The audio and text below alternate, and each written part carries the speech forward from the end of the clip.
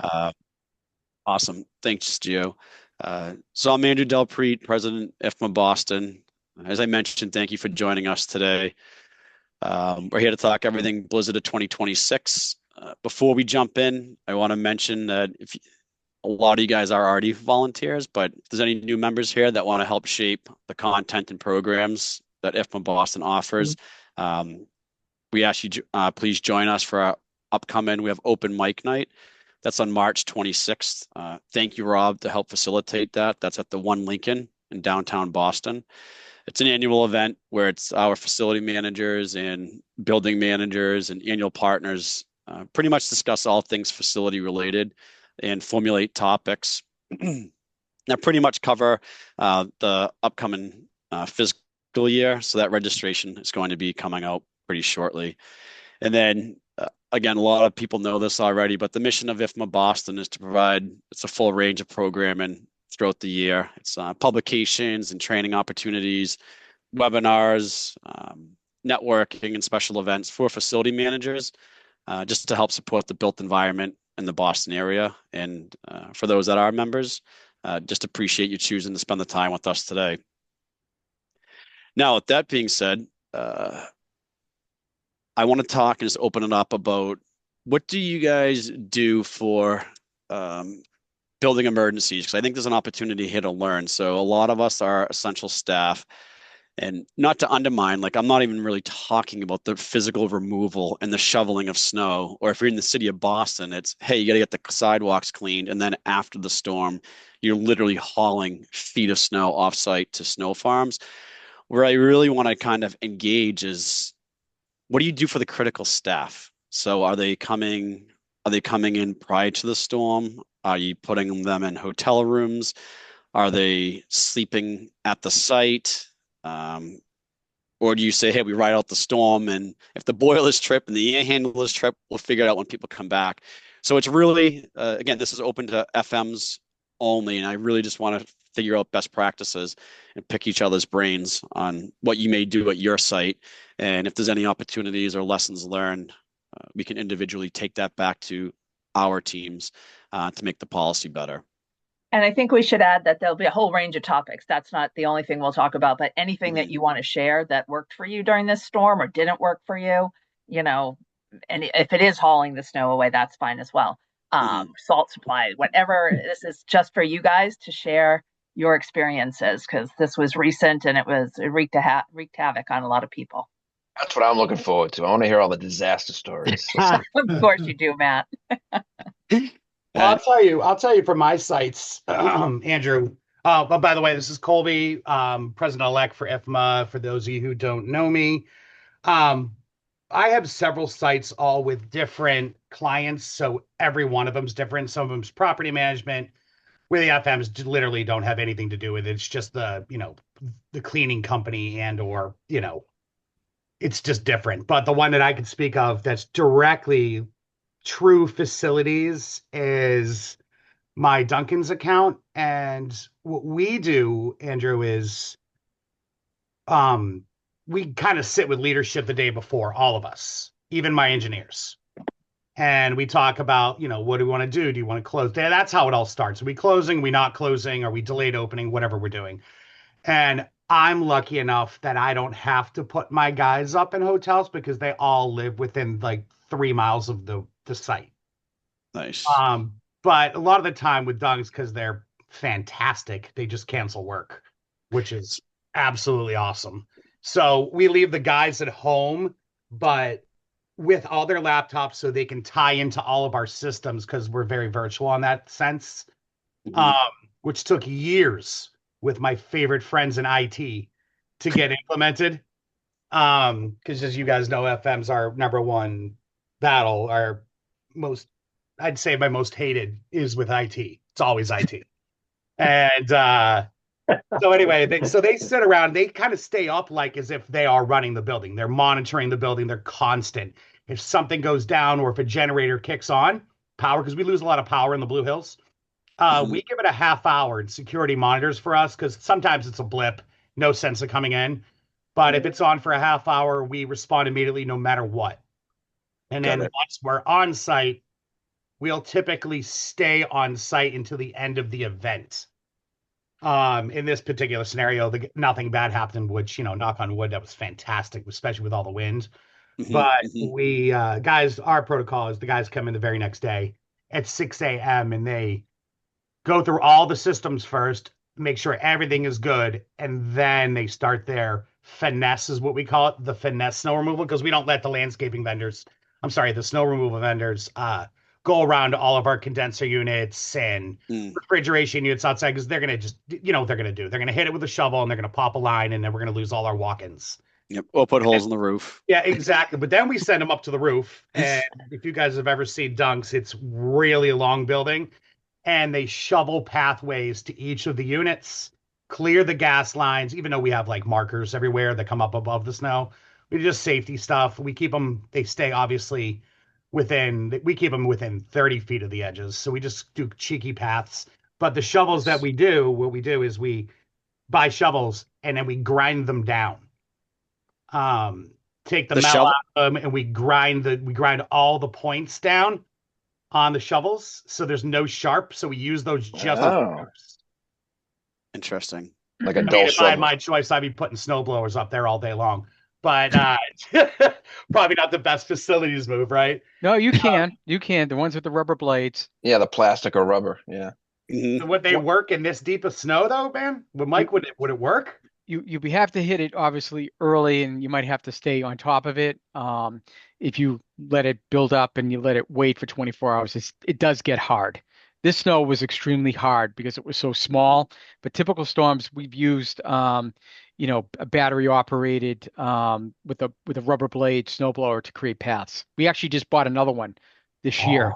Mike, can you send me an email? Absolutely. For the roof, man. Mike? Send me an email. I'm about to buy like 7 of these things. Yeah, Did for you the use roof. them for the roof? Okay, specifically. Right. Yeah, we bought them for the roof. So basically, you could clear a path, and they just basically use a battery. You just buy a couple extra batteries to charge them up, and all you're trying to do is create a 2-foot path so you can get to the unit if you have to work on it, or an inverter, or whatever it is. Hey, Colby, let me ask. Question came to mind when you were talking. When your guys were still at home during the event and monitoring systems, how did you pay them? Like, what's the negotiation? You don't. This is a call. You want to start getting Matt? You just open up a bag of shit right there, man. No. I know I did. That's why I asked. Yeah. But funniest part is because they are your guys. Must be non-union. No, they're union. But we don't really. Do that. We got don't a sweet deal. I know. Well, it's been a legacy account, right? We've been here for 15 years. My guys are great, Yeah. But I mean, we're also supposed to be paying them, $35 a day to be on call. We don't do that. They want to start getting into that. I'd have to start making them stay home, right? We have this thing where they can still go out and travel, even if they're on call. Always somebody's got to be kind of around. And I'm part of that call list too, because I like to make sure that, they have their free time. You know what I mean? So it's a good question, because I want to go there too, where is it mandatory or is it volunteer based? And I'll share a little more context, because yes, it's work. However, when you're getting, some people on our team got the 3 feet of snow, you need to understand, like, they may have kids or elder parents where like they can't come in. Everyone's situation's different.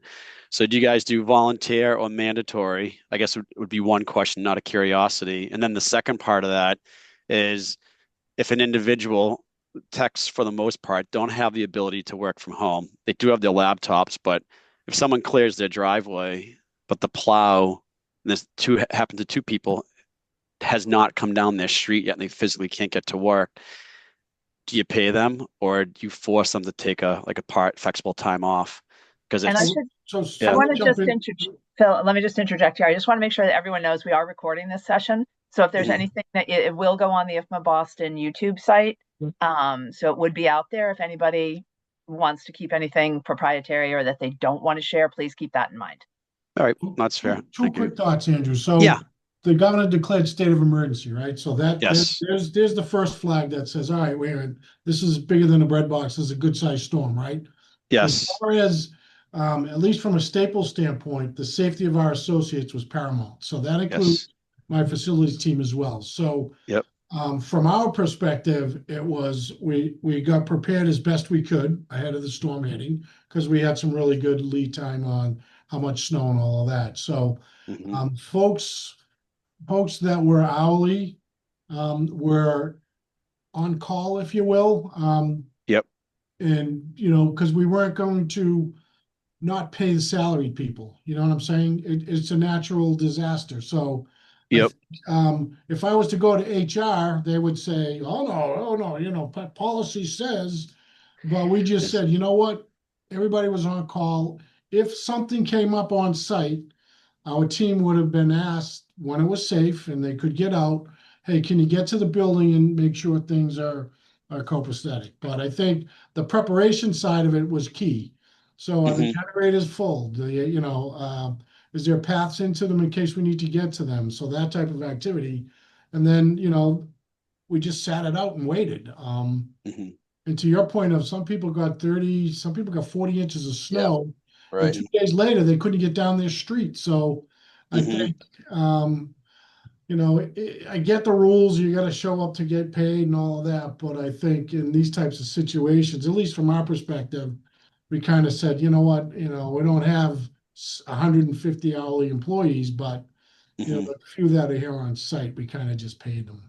Yeah, no, that's good feedback. Thanks, Phil. Because that's the gripe we had. Colby kind of mentioned it earlier with Duncan is like pre-COVID, you have a whole BCP team. Even though the buildings say always open, they would do an Everbridge communication to say, hey, it's safety of the employees. They would say it's closed. Our team wouldn't have to worry about running into the building. We would almost run in a holiday mode. Then COVID changes things. They allow 99% of the population to work from home. So now the building's always open. They'll never cancel it. But then it puts us FMs on like an island to be like, okay, what's the right thing to do?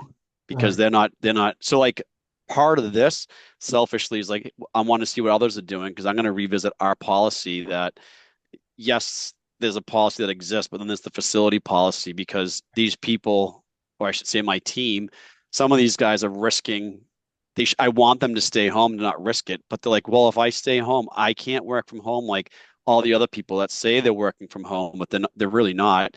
So they try to get here and they're up at 4 a.m. and the train doesn't show up. And there's all this aggravation and all to try to get to the site so they don't have to take a personal holiday where it's like, you hit the nail on the head. The trigger is, hey, state of emergency. Some counties or jurisdictions said, no, there's a travel ban where, yes, we're essential staff. However, depending on what chief of police you speak to, they're like, nope, unless you're healthcare, like, I don't care who you work for. It's not, you're not life or you're not essential staff. And oh, by the way, it's a $500 ticket that goes on your insurance. So like, there's, no, that's fair. So to your point of closing, I've been here 21 years, and this was the first time in my stint here that they even closed the building. Normally, they'll just ask folks to, if you can work remote, work remote. But the building will be open. It was open all during COVID, to your point. So I think it comes down to the local leadership team as well. And trying to do the right thing by your team. And again, the safety of my team is paramount. Regardless of what they're doing.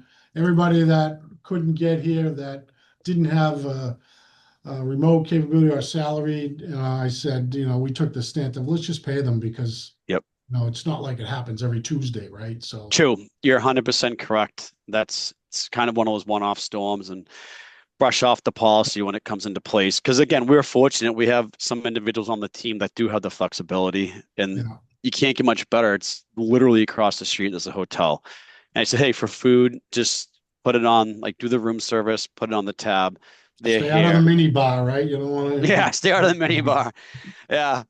But it's good because I'm curious to see, because then not to say there's individuals. So some will say, hey, it's really nice. I'm put up at a hotel. My safety is important. The food's included. So that they're not concerned about, well, how come the other individual who's staying home is getting paid, but I'm here getting paid as well? Obviously, there's some overtime that's associated with it, but it's also knowing that they have the, I don't want to say luxury. Maybe it's like safety is the paramount. The manager the leadership team's giving them the option to say, hey, if you want, you can literally walk across the street.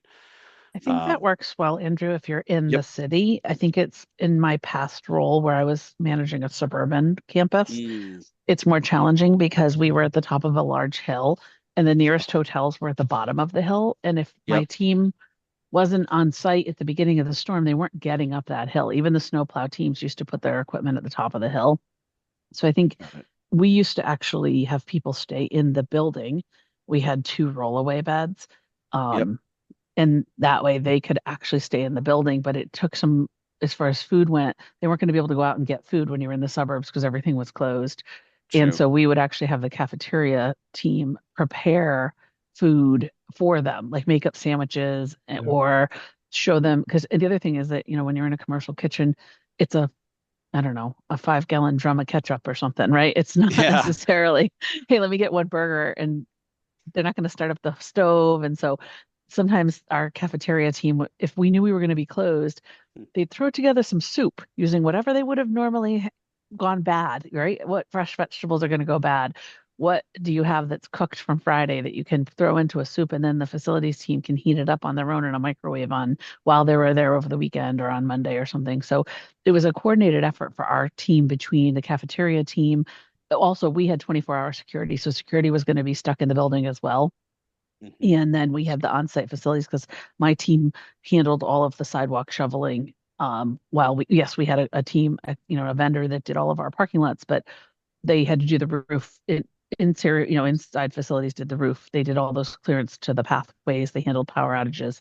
So we had these 2 rollaway beds that, and we had to keep them secured so that other employees didn't use them when they weren't needed for facilities. Yep. No, that's fair. Good idea with the cafeteria as well, because typically, like you said, the storm's coming in advance. And we've had busts before. We've had busts where, hey, you're getting 2 feet, and then you wake up the next morning, it goes out to sea, and you get an inch of slush.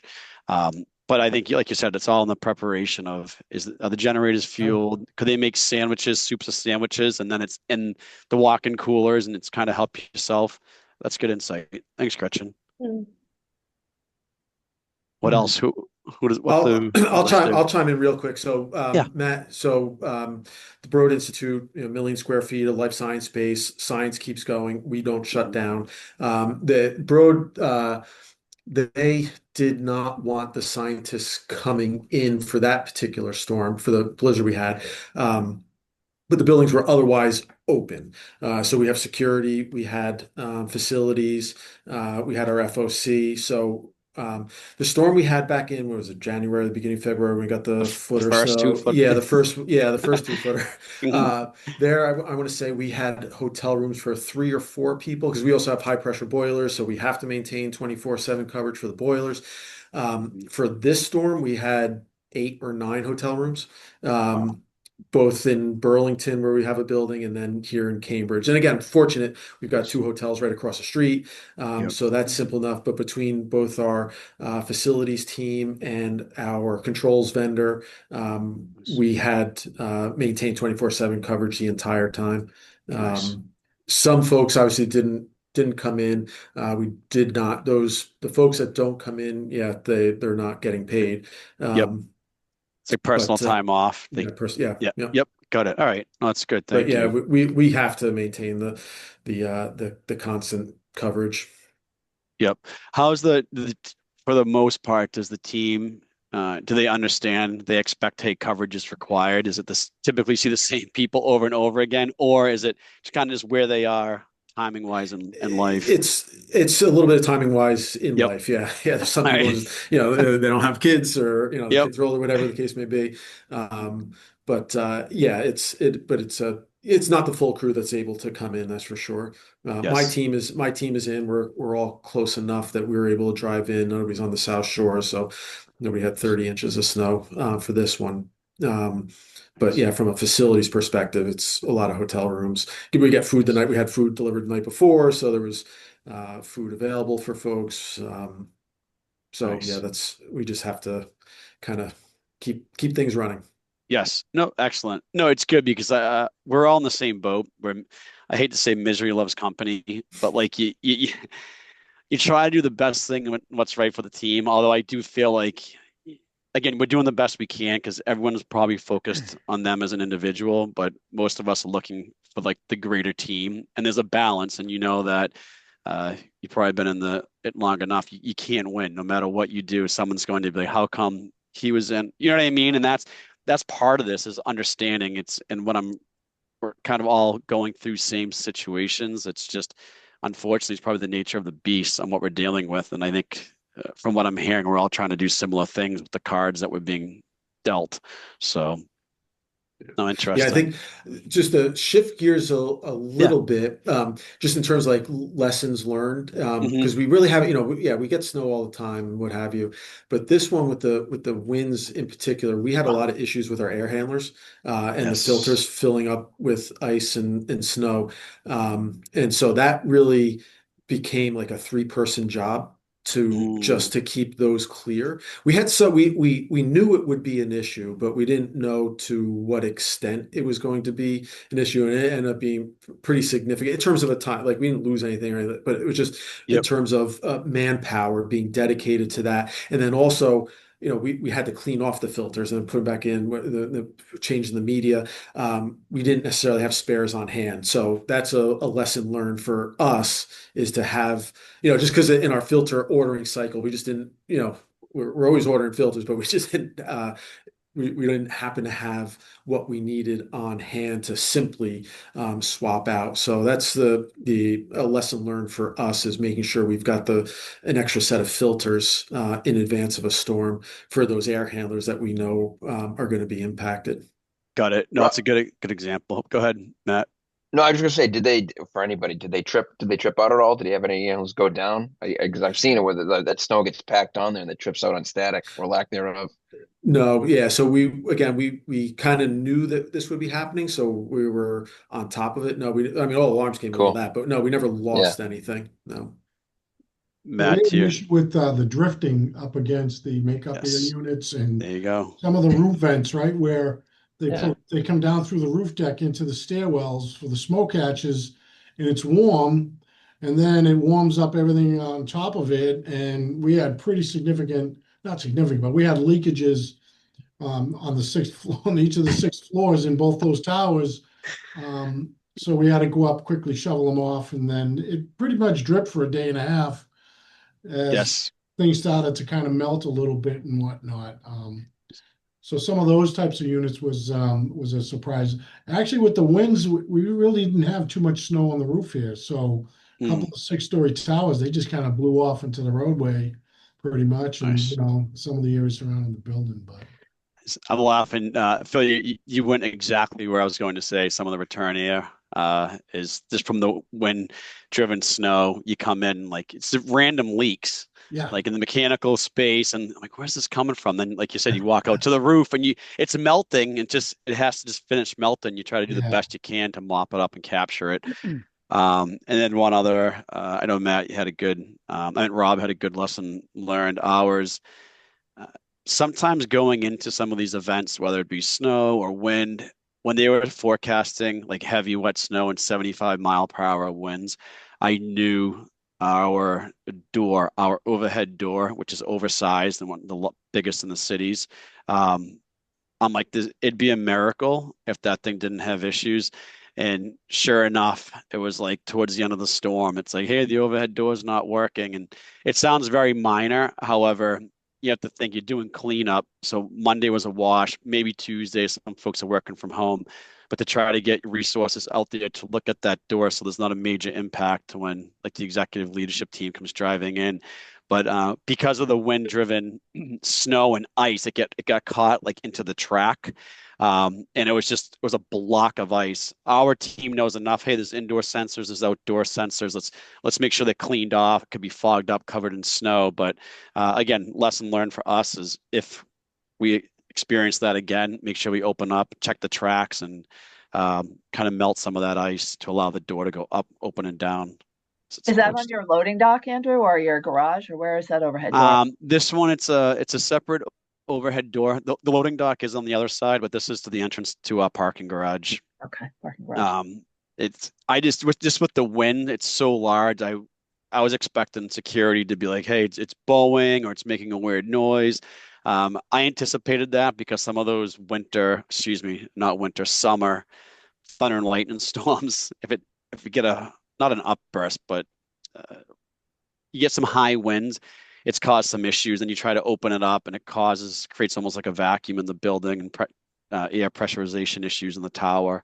So it's just going into it like every either holiday or storm. There's always something. I'm sure we have stories that we can relate to. There's something's going to go wrong, and that out of everything, we survived the winter of 2015 where it was like 8 feet of snow. So I felt pretty comfortable on snow loads in certain areas. But my biggest worry was that executive parking garage entrance. And thank goodness we were able to get it resolved relatively quickly.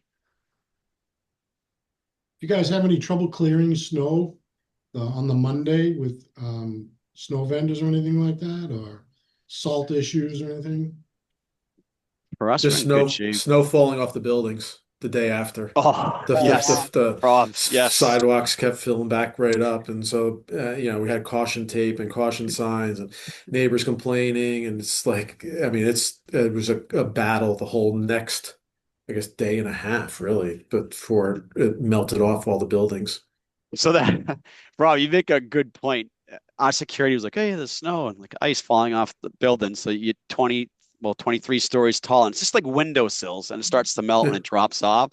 So I saw one building. I was walking through like downtown Crossing, and there's like has the signs of, you know how like looks like the caution wet floor, but it's blue with white. It says caution falling snow and ice.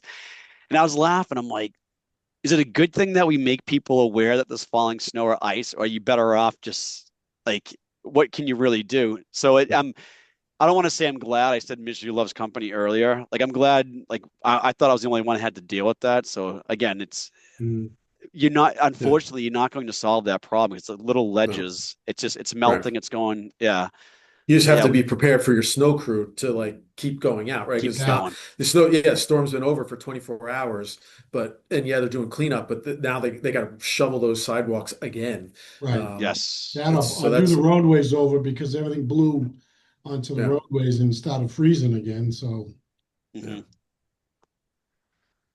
What else? Anything else? Bike lanes, the city pushing snow onto your sidewalks. Anything else? fortunately, we're private site up here, but Yep. I do have to give a shout out to the Case Snow Management Group because um, Tuesday morning we were down a pavement all across the campus here, Nice. and it was like I'm totally amazed. People were driving in and they were actually calling me. Usually they call and they want to, complain and tell you that, this is broken, that's broken. People were actually calling me saying, wow, I got my sister-in-law can't get out of her house and can't get down the street.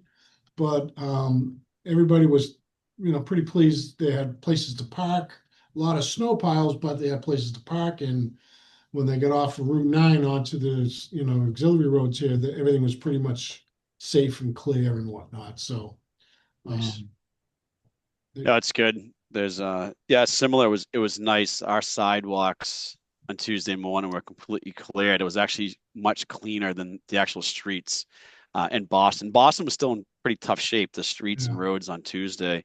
But it was just, you're right. Usually we get the complaints, and it was just positive with people saying, "Hey, Andrew, like they're talking about some of the neighbors, like, oh, they have just like a cow path." I'm like, I know it's not our property.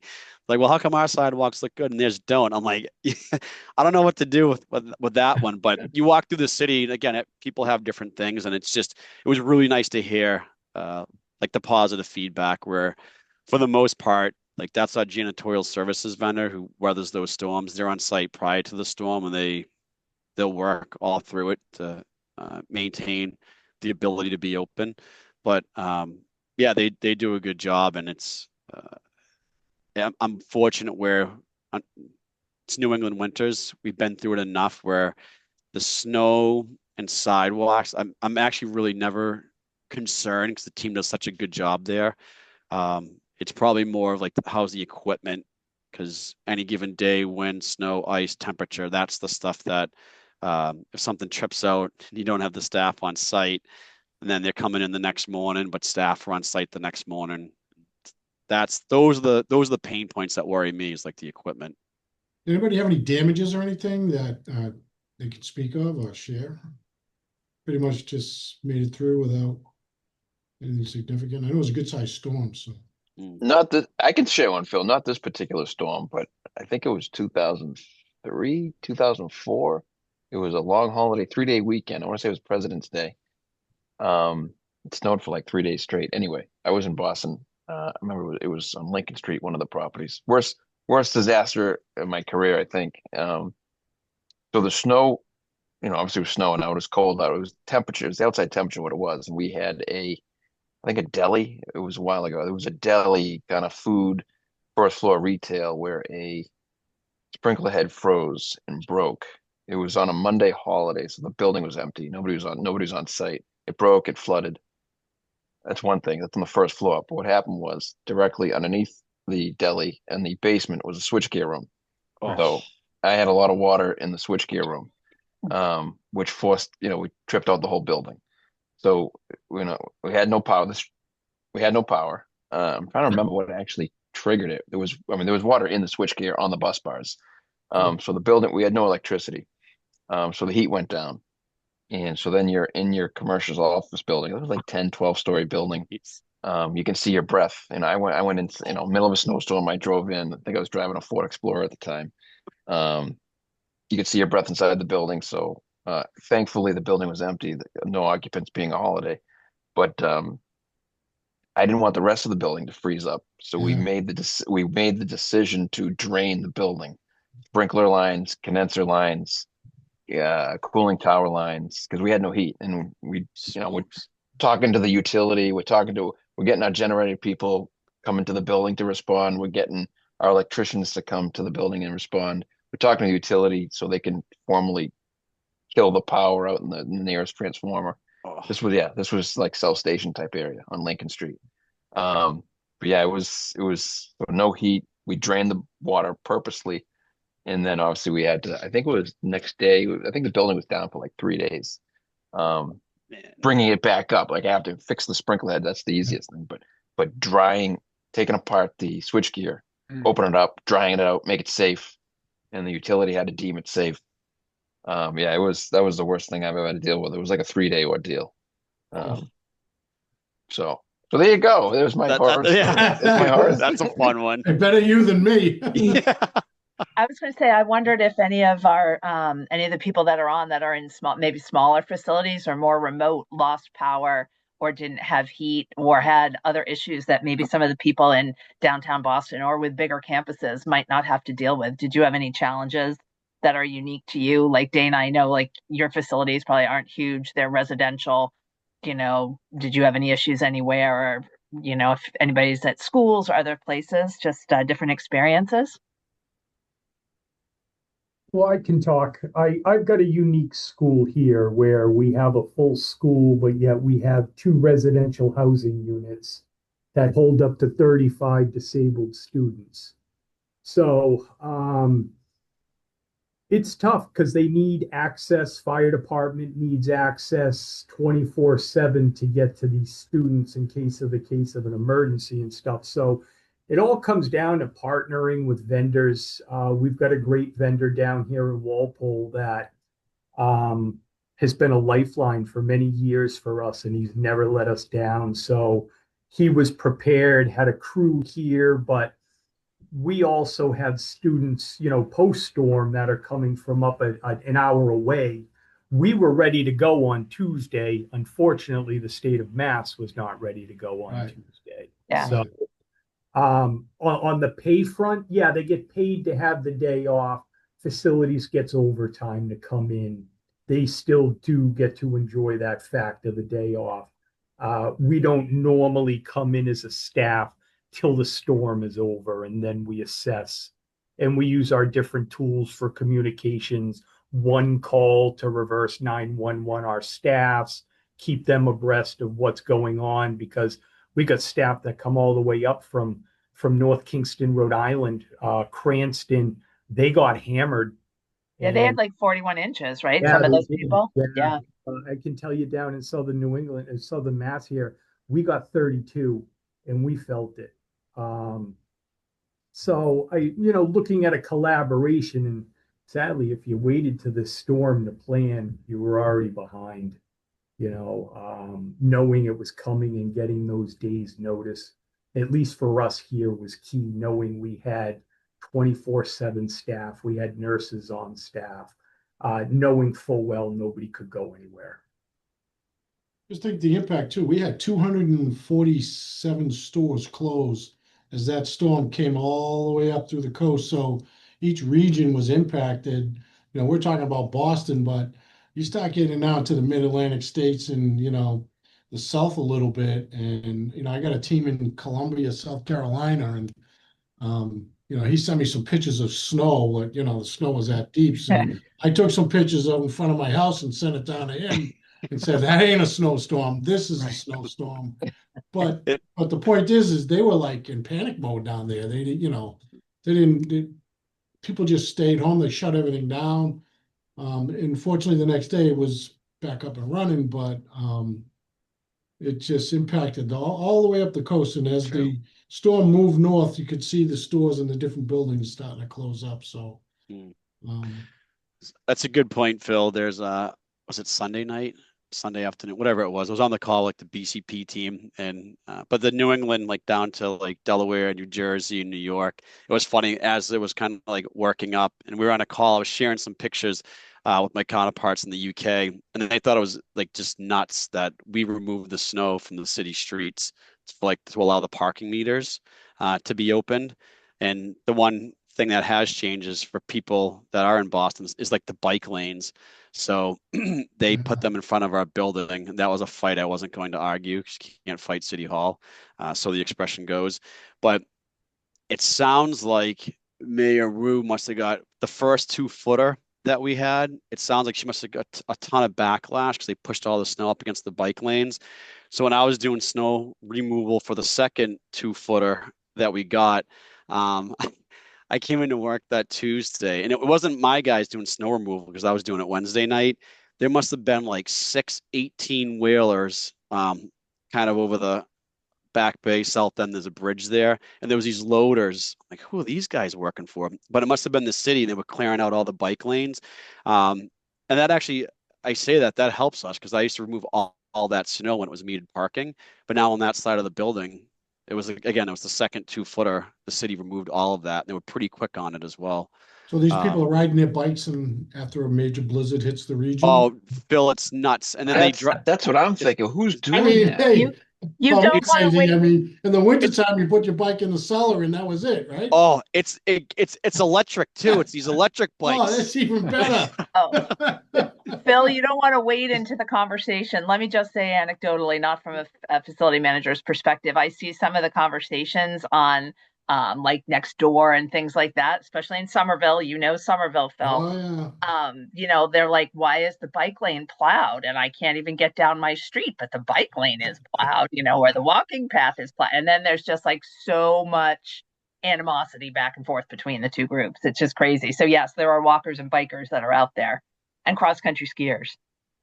Yes. That I could live with. I mean, Jesus. Yeah. How about I guess one other question I was going to ask the team here is, so you treat the surfaces, you have the salt down on the sidewalks. How is it in the interior lobbies? Do you have customers or tenants? It's like a double-edged sword. You need to keep it safe, and then their internal folks may say, "Hey, you got to clean it. Well, how come the stairs? How come the lobbies, the walk-off mats are covered in salt?" Do you guys get hit on that as well, or not as much? No, just stay abreast of it. The crews, at least here, they're on top of it. It's typically just, like to your point, as you come in the doors in the main hallways, the first floor areas. So you get a little bit coming up the stairs. There's folks that take stairs from first to third. So yep, we try to damp mop them and kind of keep the footprint. Hey guys, I can weigh in here. I'm Mark, by the way, North Main Street School. Mark. So we have one campus. It's 70,000 square feet. But I just want to say, Andrew, that you got to make a mess because the worst case scenario is somebody falls. You don't want to trip and fall, and it's gonna come in. And I got concrete floors here. I'm in a trade school. We're dragging stuff all over the place, and it's not just salt. But yeah, I think that if you have any question about that, hygiene should be the last thing on your mind. You want to make sure nobody slips. That's a good point, 100% Mark. Yeah, safety you're first. absolutely right. No, thank you. Because that was no, you're spot on too. Because we'll get the comments where we would, after the morning rush, I'd have the janitorial team cleaning, and then after lunch, the janitorial clean wiping. Just during those probably 48, 72 hours when it's all wet. But it's unbelievable, like the level of expectations for some of the people. I can guarantee you their house wasn't as clean as our sidewalks, and they're like, "Hey, how come it looks like there's all this salt?" They thought it was white paint on the floor. I'm like, it's salt. It looks like white paint. I'm like, it's not.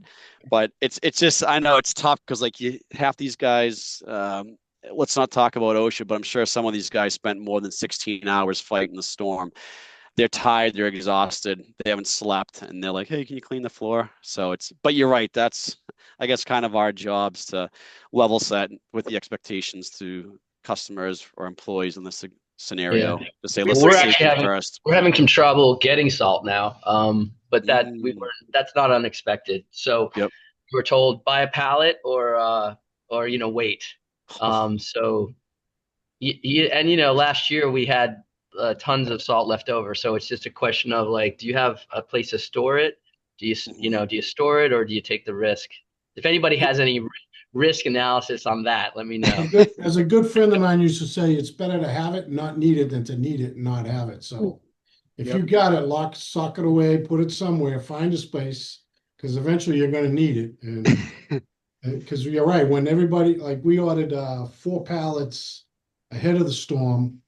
And then I think the end of the week after the storm, we ordered another 4 just to have, and we've got a salt bin on site for the roadway. So to your point earlier, you make a mess. I love that. I'm going to use that. I know. If somebody starts squawking, I'm going to say, well, what do you want to do? You want to make a mess, or you want to look clean and neat, So it's safe, right? It's safe. Yeah. You said it's paramount. I love it. Safety's paramount.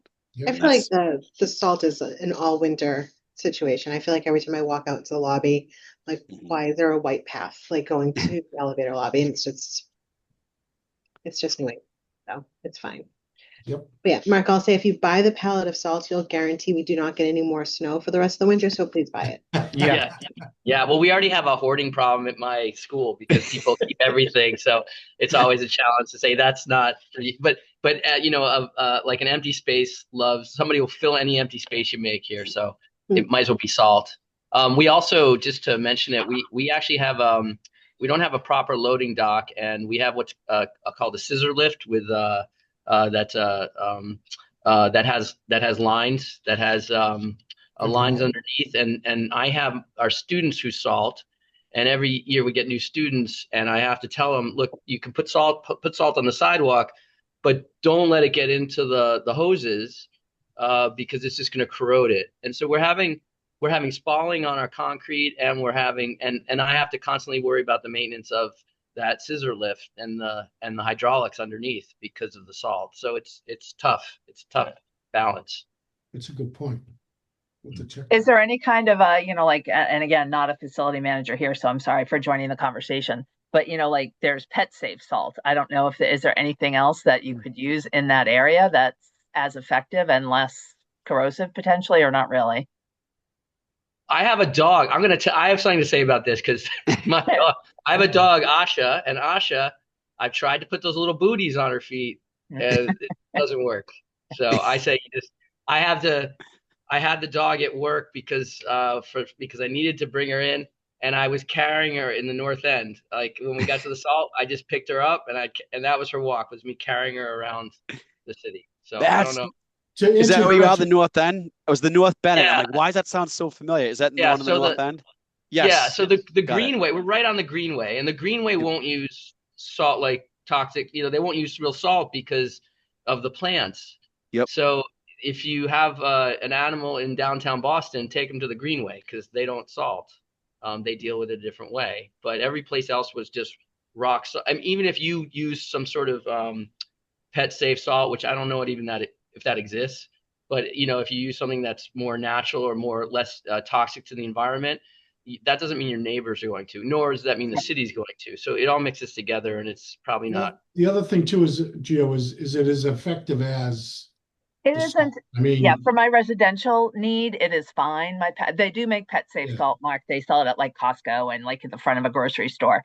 And it works for our little bit of ice on our little small sidewalks, but it is less effective than the rock salt and some of the others.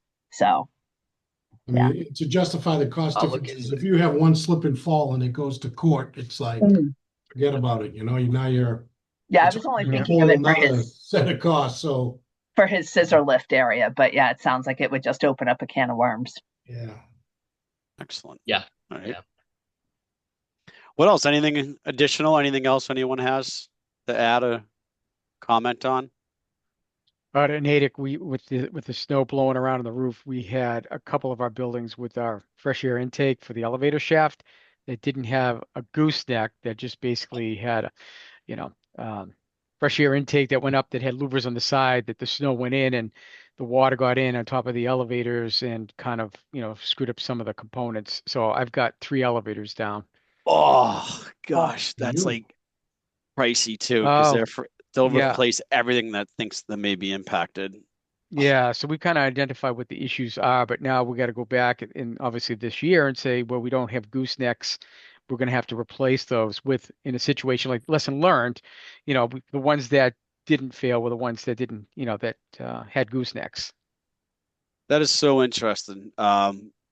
Probably the 2015 storm, same thing. The tower that we're in was built in 2012. We went live, well, 2012, 2013. One of those big storms, it was the drifting, and we didn't have goosenecks either. Like, where's this water coming from? And then Hmm. we had to do an extension, got a tin knocker in to kind of do the extension to do the Correct. gooseneck. But it's interesting that, I mean, you've experienced it, I've experienced it. It just, you would think they would design out the defects and just allow a gooseneck for drifting or bad foul weather. Yeah, they didn't. If you had to do things over ahead of the storm, what would you do differently? good question. Great I question. think we prepared. We basically set up a Microsoft Teams channel for Yeah. storm communication, so all of our facility staff were on it. Which worked out well. We communicated if we did have things that came up. I mean, we did have a couple boilers that went out. But obviously everything is monitored on our BMS system, and our staff kind of could monitor everything from home. Obviously, Friday we prepared. Saturday I came in. One of my other guys came in that manages the snow removal and met with them. Talked about, where to put snow, that obviously we already had snow, but where to put extra snow, to put the right, amount of ice melt down, because like you said, sometimes too much is not good, but still you have to make sure that, you're kind of remove that ice that could build up and have people slip. Um, the biggest thing I think for us was just the snow coming in with the elevators. Now that we know that, but I think overall we were pretty lucky. Monday was obviously a cleanup day. People did work from home. We were in on Tuesday, and I think we had the site was open both days if people wanted to come in. But our landscape vendor did a great job removing the snow, down to the pavement, like you said, Phil. And by Who you guys Tuesday, use everything one? was Doug Curtis Landscaping. And they did a very, very good job. And then basically we had to give them a map to, obviously, once everything was kind of plowed out, is like to find other areas to take the snow and move it from one area to another.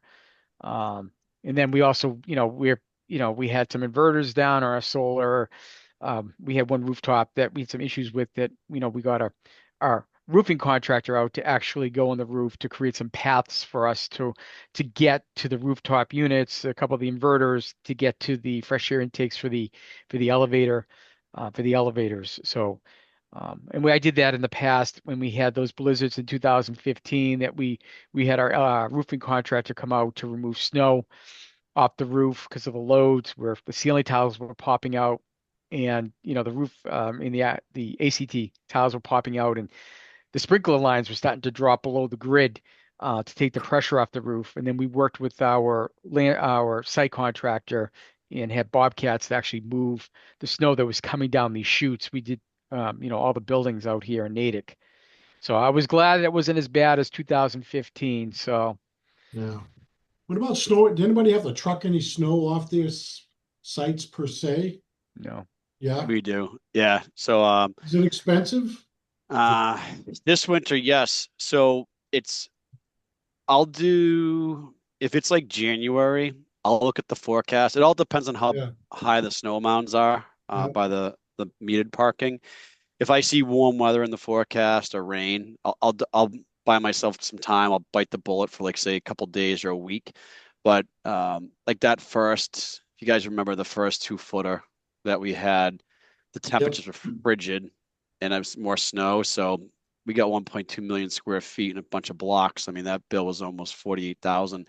That didn't include all the guys that were working, pushing the snow and shoveling the snow onto the side of the street. That's guys coming in with trucks and loaders, literally scooping it up and bringing it to snow farms, Would you say snow fields. 40, 50 grand? Yeah, that was a lot of snow. It took him 2 consecutive nights. Wow. The guy across the street, I won't give the location. I mean, he just pays the fine from the city because it's cheaper for him to pay the fine than it is to remove the snow. But where it's home office and corporate, we take care of it. But we've been doing like honestly the last 4 years, haven't even touched it. You get little nuisance snow and it just Yeah, melts. yeah, same here. We talked about trucking it out, but we hadn't make clearance around it so you can drive around some of the piles. They're pretty good. We're Yes. probably going to have snow piles until July, it looks like, but Yes. it's we talked about trucking it out, and then it was like we got enough parking to make sure everybody's here. We have the garage as well, so that kind of helped. But thanks, Nice. you. I appreciate you sharing that. Yeah, no, not a problem at all. Anything else? Excellent. What I'll say while we wrap up, I'll give you guys some time back as well. Really just appreciate the time. Again, this is all FM's content. Thank you guys and girls for sharing just the different experiences. If you're not a member of IFMA Boston, you want to consider becoming an IFMA member, please reach out, Geo. I mean, she's on my top left, but I'm sure it's different. You can go to ifmaboston.org or reach out to Geo. It's geo@ifmaboston.org. And yeah, thanks again for your time today. And hopefully you guys enjoy the rest of your day. Cool. Thank you, everybody. Thank Have you. a great day. Thanks Take all. it easy. Bye, guys. Bye.